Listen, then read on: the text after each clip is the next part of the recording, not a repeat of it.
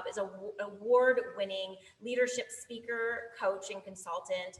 He uses humor, storytelling, and actionable advice to really inspire you, leaders, to build teams that last. He began his path with philanthropy, compelled by his background as an at-risk immigrant from a low-income family. He raised over $1 million for charities, funded a camp for underprivileged youth, and was awarded Canada's top 20 under 20 for his dedication to his community. And today is actually just another extension of his generosity. Fahad, we're so grateful to have you join us today. He works alongside Unicorn Labs and is committed to giving founders the leadership skills to build great companies. So I know today you're going to talk a little bit about community and how that's a core component of business strategies. I'm so excited because I feel like this is the thread that ties all of this together. So Fahad, over to you. Thank you. Thank you so much for having me. Thank you for being here. This is a wonderful opportunity just to see how much Sandbox has created community, to see all the people who have joined us here, and just looking at different names and how much you've accomplished, even given the circumstances, is really, really wonderful. I actually was reflecting on today being October 27th, and I wanted to tell you a little story to kind of kick us off. October 27th and October 28th are really ingrained in my mind, very specifically because they were the 2 days I spent packing my bags as a young man, as a child, when my family was first moving to Canada. So it was October 27th, October 28th. I remember it. We had this little house in Kuwait. That's where we're from. And we were packing our bags, and my siblings were there, and all of us were there. And we were going to be able to travel. And this was an exciting moment, but it was also a sad moment, a moment of kind of worry of whether this was going to be the right move for us. Here's a quick little picture of us. This is us quite a few years ago. And so we're there, we're in the airport. I remember we're flying, we're coming over to Canada, a brand new experience, somewhere we'd never been before. And it takes us about 2 days. So we leave on the 27th, 28th, 29th. We actually arrive after all the transit, and we settle in. And a couple days go by, and we're just getting comfortable in the neighborhood. And we were there with my uncle who came to Canada before us. And a couple days go by, and it was October 31st. And he was like, guys, we should get you to go and check out your neighborhood, because you haven't gotten to see your neighborhood. Now, I got a big family, there's 6 of us. So me and my brothers and sisters, we all put out we had jackets because it was freezing cold. We're from the desert. So we put on our jackets. We had a little backpacks, and we're walking around the neighborhood about evening time, 4 or 5 p.m. And all we see are little ghosts and goblins knocking on people's doors. I turned to my older brother and I was like, where are we? What is this place? And we were freaking out. My mother turned to my father and was like, what devil worship is this? And we had no idea what Halloween was, but welcome to Canada. One of our first experiences was this culture shock, this new community, this new place that we had to figure out. And it was hilarious. My uncle was dying of laughter. He had seen this before. But you can imagine 1998, when we came to Canada, the internet wasn't that big and you didn't watch American TV. You really had no idea what Halloween was. I can proudly say today we're getting ready for Halloween. So we've embraced this, and it's a big part of our culture and time here. But my parents and I and my family moved from Kuwait to Canada in search of community. See, as some of you may know, world history wasn't too kind to us in Kuwait. In 1990 and 1991, Kuwait was invaded by Iraq. And the invasion of Kuwait by Iraq caused a real issue for a lot of us, and a real issue for my parents, specifically in my family. The reason for is that generationally, we were ethnically Iraqi, but we were living in Kuwait. And because after the war, Kuwait declared that any non-Kuwaiti, specifically Iraqis living in Kuwait, were no longer welcome. This was an interesting moment. It was a moment where the only place you ever considered home, the only place you ever called your own community, no longer wanted you there.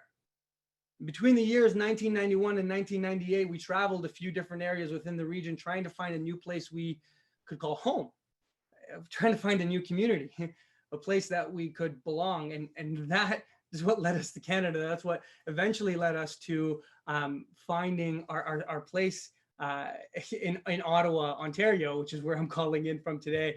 And so this was our journey. We were in search of community. We were excited to have you, to be here, to be in a different place. But it was a difficult search. It wasn't an easy one. It was one where was a new language, a language we didn't understand. It was a lot of culture shock. We different values and different religions and different things that really threw us for a bit of a loop. Now, I remember specifically being in, oh, did we freeze? Your voice is still there, but your video is frozen.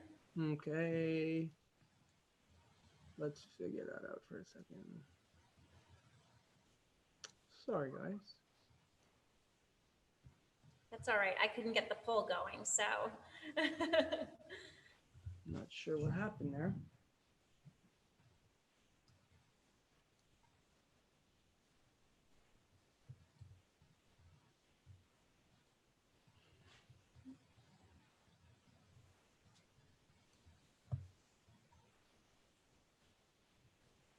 There we go. There we go. You might be able to actually get the other camera going. Oh, sorry. You'll have to give me a second. I think it looks like one of my cameras shut off. Luckily, I had a backup camera. All right, we're gonna go with the backup camera. So here we were, you know, in a new country, as I said, kind of trying to figure out this new world. For us, and this was the first house. You know, as a new Canadian, you always take a picture of your first snowfall, and you're like, this is a new snowfall. This is what it looks like here. And we grew up in this tiny little house in Vanier of Ottawa. This house was a 3-bedroom house for the 8 of us. As I had a big family, and it really was where we first started to learn about creating community on our own. When you are truly pulled out of your circumstances. And I think COVID really has pulled us out of our circumstances where we're almost all alienated in our own countries, in our own communities, where it feels almost as if you are an immigrant to a new country. It feels almost as if you are now trying to create community with people differently than ever before, with barriers, whether it's technological barriers or physical barriers that we can't normally have. And so we start searching for new ways. And that was exactly the journey we were on and what happened with us. And so we kind of turned it inwards. And I think one of the best lessons I had learned was that the community was something we had to create ourselves. Community was something we had to figure out how to create within our own family before we started searching elsewhere. And so that kind of took me on our fun journey. And so I remember I'm in high school here, and in high school specifically, I get a call from a friend. I get a call from a friend of mine named Mohammed, who says, Fahd, I want to start a camp for the children in the Vanier community. See, in Ottawa, Vanier community that I was talking to you about is the highest density of low-income housing. Yes, we were grateful to come to Canada and the new opportunity, but we had very little to our name. See, those years between 1991 to 1998, my father spent the majority of his funds just keeping us afloat, and very little when we came here. And so the country and the services available are really what helped us. When my friend Mohammed called me in grade 12 and said, Fahd, I want to start a camp. I want to start this initiative to help other children in the Lower Town and Vanier community to run a camp.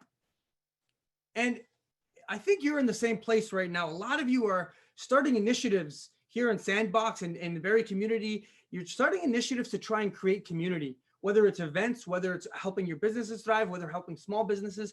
And I was in that moment there when Mohammed looked at me and said, Fahd, let's start a camp. And I said, you're absolutely crazy.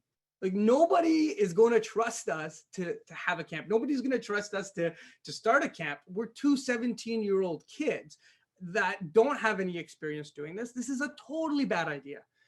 And Mo persisted. He said, Fahd, I think it's a good idea. I think we can help people. I think we can do more with it. And I said, this is horrible. Let's talk to a few people. And we talked to a few people. I remember I was talking to my dad about it. And my dad was the first person to say, no, Fahd, this is a horrible idea. You don't have time. You don't have the money. You should be doing things to help better you in school, go get a job. Why are you trying to create a camp for kids? Like, this is a total bad idea. I remember talking to my teacher, and my teacher said, well, Fahd, it's nice. It's a nice idea. It's nice of you to come up with this, but you don't have the resources or the experience. I remember talking to one of my mentors, and all my mentor could ever say was, Fahd, think about the fact, what if something wrong happens with one of these kids and you could get sued? And I remember thinking of that, oh yeah, insurance, like I'm going to get sued. This is definitely a big worry. And, I think, unfortunately, the first thing that happens when we think of a new initiative or a new idea, we think about the fear. We think about all the problems around it. I remember one of my teachers who pulled me aside, who I was telling this idea about, he said, Fahd, it's nice that you want to do this, but I don't know if it's worth it. That to me stuck with me. I don't know if it's worth it. Our idea was to help people. Our idea was to bring community and help children have a camp. And I was told that we don't know if it's worth it. And that one hurt me. That one stuck with me for a little while. And actually, more than just a little while. I remember in grade 12 that same year, I'm in a political science class, and in political science class, if any of you ever study politics, one of my teachers brought up the ideas of Thomas Hobbes and Machiavelli, this idea that selfish nature of humankind drives our decision making. And I think that really bothered me. I think it really bothered me because I was stuck in the middle of two generations. See, when you're an immigrant at times and you get to see objectively the multitudes of life, where I came from a country that no longer wanted me and no longer treated us like we were proper humans, to a country that accepted us.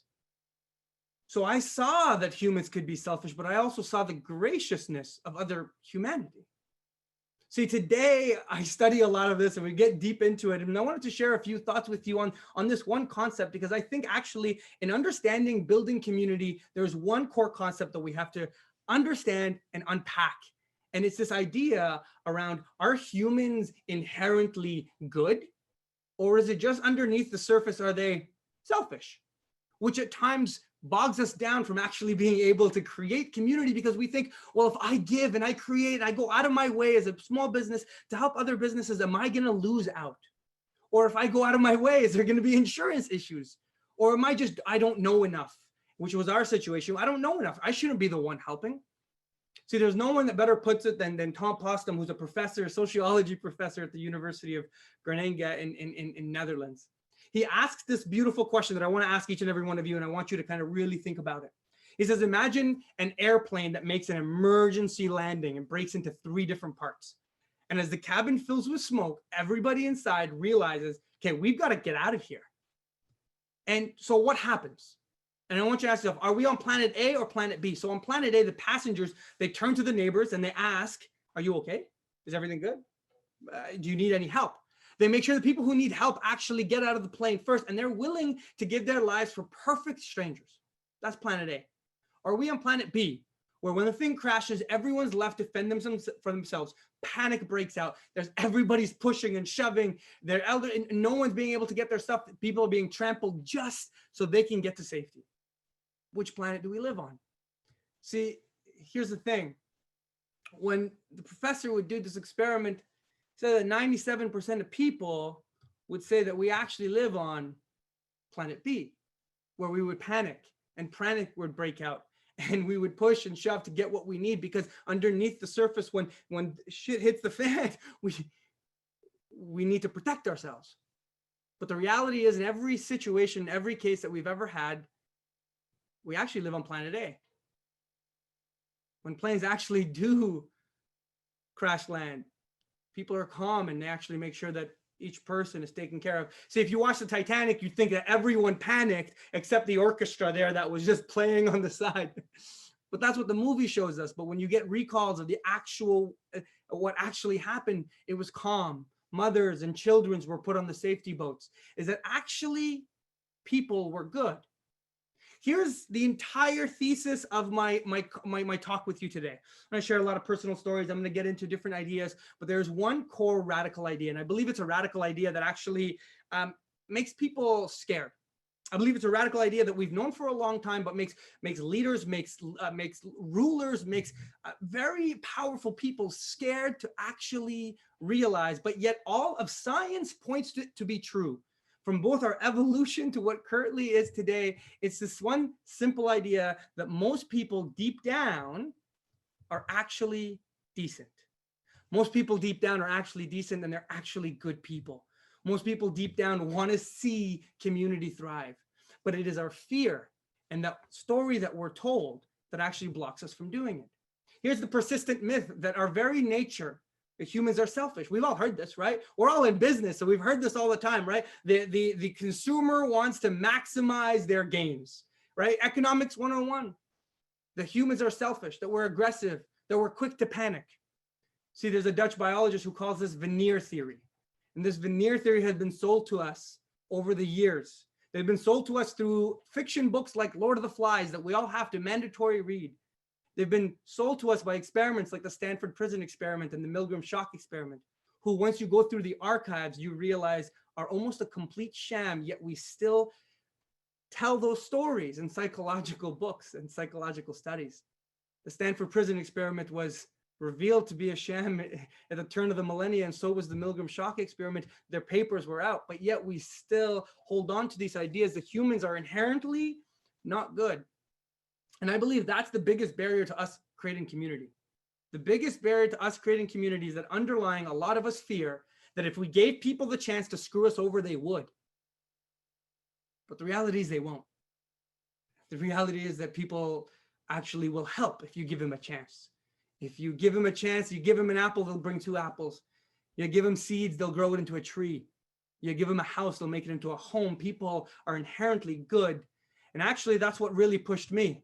See, Mo told me when he was on the call, and after we came back from our teachers, who all told us it was a bad idea, Mo said one powerful thing. He said, I want to give those children in that community an opportunity that we never got, Fahd. I want to give them an opportunity that we as children never got in that community that we grew up in. Can you make this happen? And so I said, sure, let's try and make this happen. Fine. It was going to be a little bit crazy and it's going to be a little bit nuts, but I believe in the good of people. And that's today's core principle. One of the first principles around creating community, I think, is that we have to actually consciously think this. Is that I know many of us probably give it lip service. I think many of us as managers, hey, when you're managing a team, the first assumption that people going remote had was, oh, what if people slack off? What if they're not doing their work at home? Which tells you what your assumption is about your people, is that they will take advantage of you. The assumption is that our people will take advantage of us, yet we give lip service to the idea that we believe people are good. But the mismatch between what we say and how we act when push comes to shove as leaders, or whether we truly believe that people are good, well, that piece we fail at. See, here's what our research took us even more. But I started this camp with my friend Mohammed, and we were in grade 12. We had no idea what we were doing. We made our first poster on Microsoft Paint. Let me show you the poster, what it looked like. If everyone remembers Microsoft Paint, we had no idea what we were doing. So we had to create a schedule. I remember creating a schedule. I'm thinking like, okay, we've got to do dodgeball. We got to do dodgeball for the children. Okay, yeah, dodgeball. We got to do like coloring contest. I was like, cool, coloring contest. Someone was like, we should have grilled cheese for the kids. I was like, grilled cheese, that's a great idea. Let's do grilled cheese. And so we started doing this camp, having no idea what we were doing. And a couple months in, and we realized we really have no idea what we were doing. See, we created a few posters. We knocked on a bunch of doors in the community. We said, hey, we're doing this camp. Hey, we're doing this camp. And my belief in the goodness of people started to actually fade, I think, as a lot of you, it does. Sometimes when people tell you believe in the goodness of people, you're saying, well, Fahd, it's a little naive because I've had people screw me over. But I bet you've had more people not screw you over. I bet we remember the ones that screwed us over, but the majority of people have actually helped us. Majority of people have given us opportunities to thrive, have helped us grow. See, as I was knocking on different doors, I would meet different people, and some were rude and some were aggressive, and some thought our idea was stupid and we should get out of their face. But yet some people took it and said, well, thanks, young man. I appreciate you guys doing this in our community. The issue we ran into is that we had no funding. I'm sure Sandbox feels this all the time. You've always got to figure out funding. How do we figure out funding? So we decided to start calling friends and family. But see, we grew up in a low-income neighborhood, the highest low-income neighborhood in all of Ottawa. There wasn't much funding for people to give. These were people who already didn't have a lot to give, but I started calling friends and family. I started having conversations, and one of my friends said, Fahd, why are you doing this?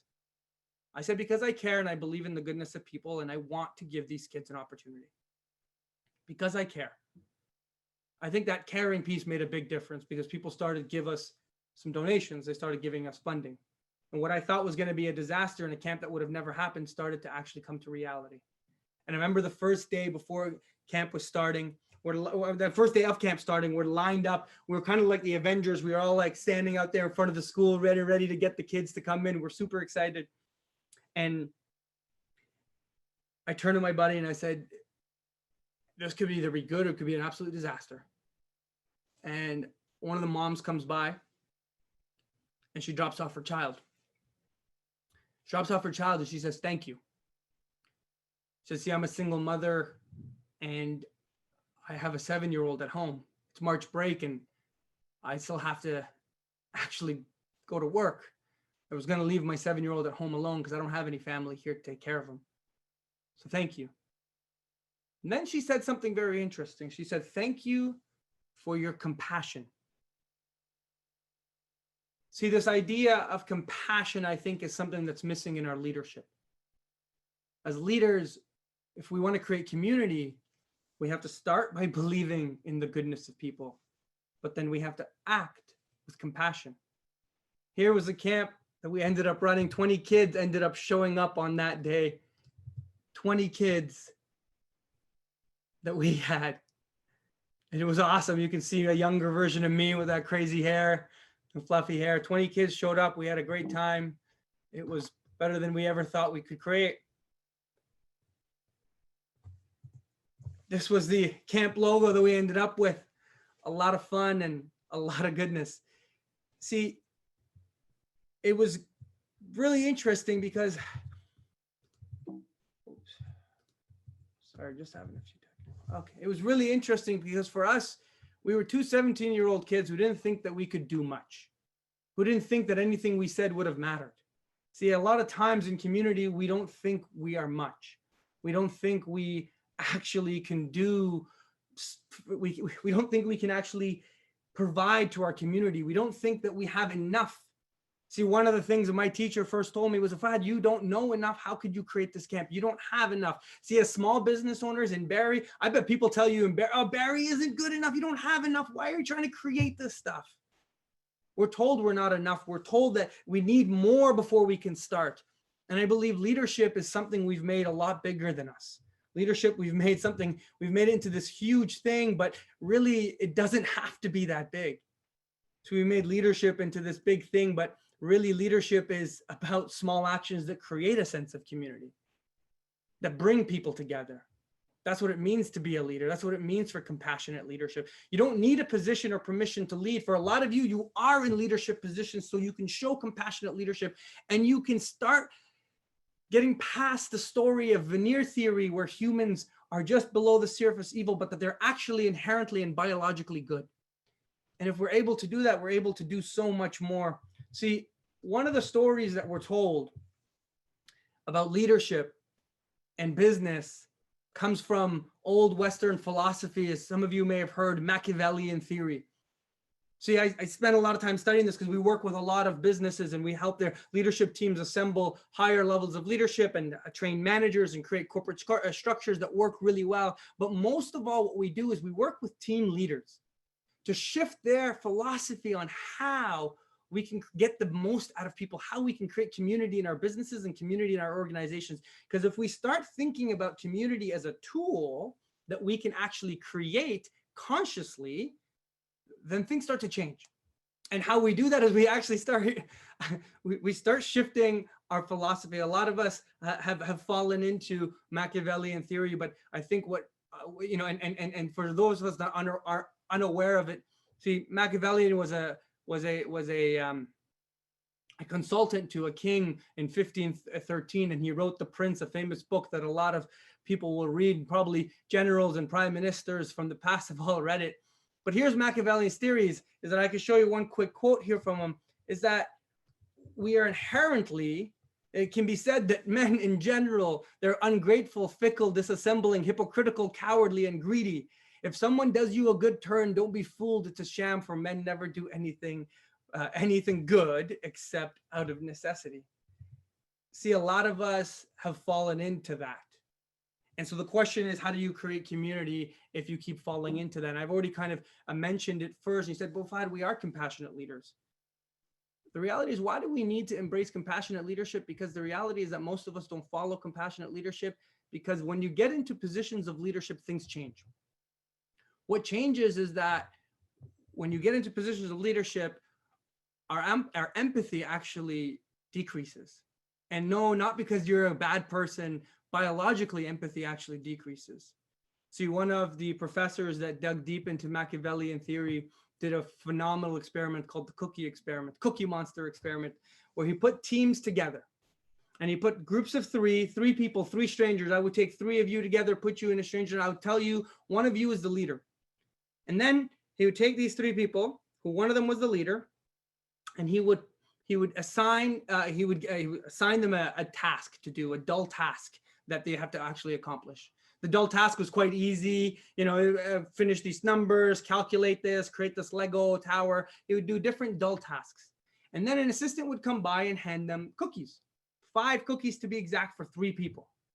Here's what it became interesting, is that naturally the first 3 cookies, one went to each.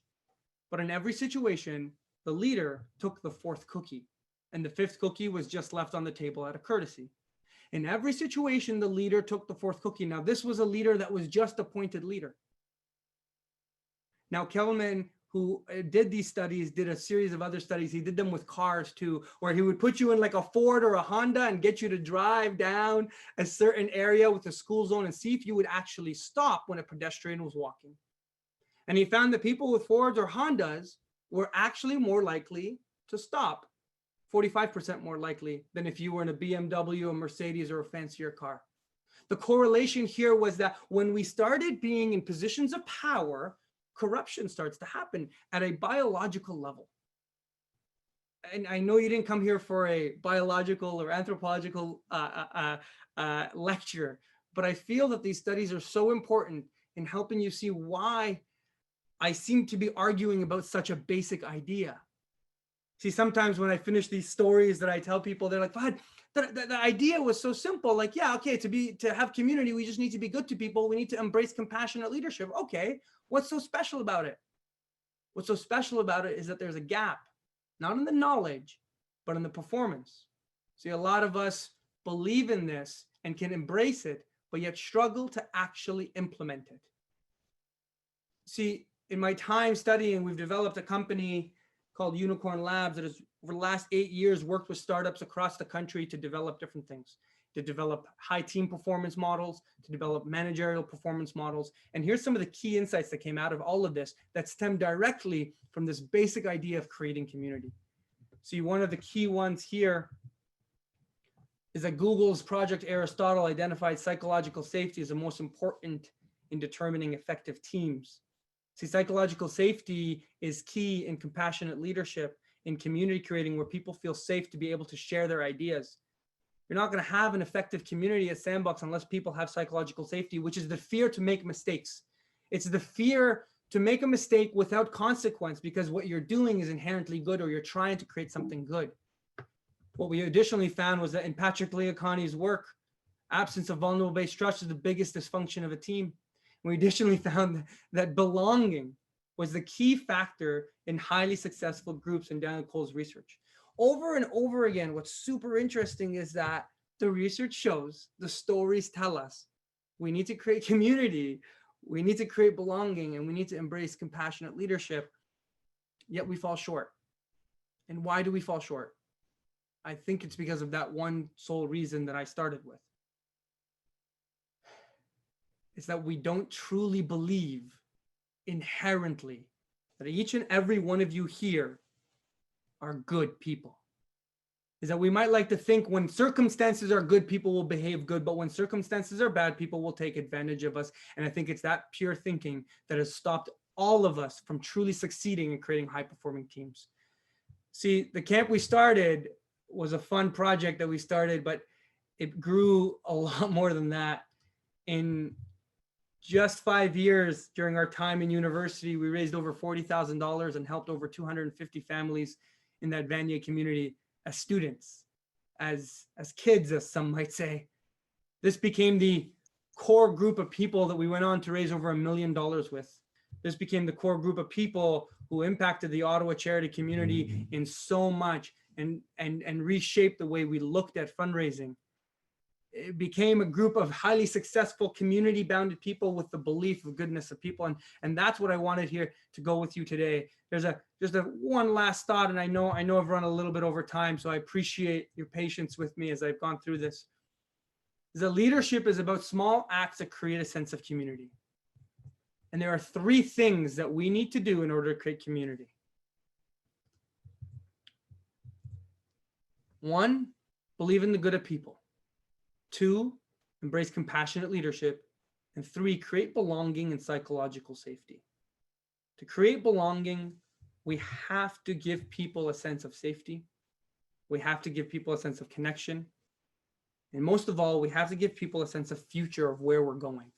And I want to thank Sandbox for having me here, but I want to thank Sandbox for their compassionate leadership, for their belief in the goodness of people, and for creating a vision for Barrie on how we can create more community, bring more people together, and really thrive.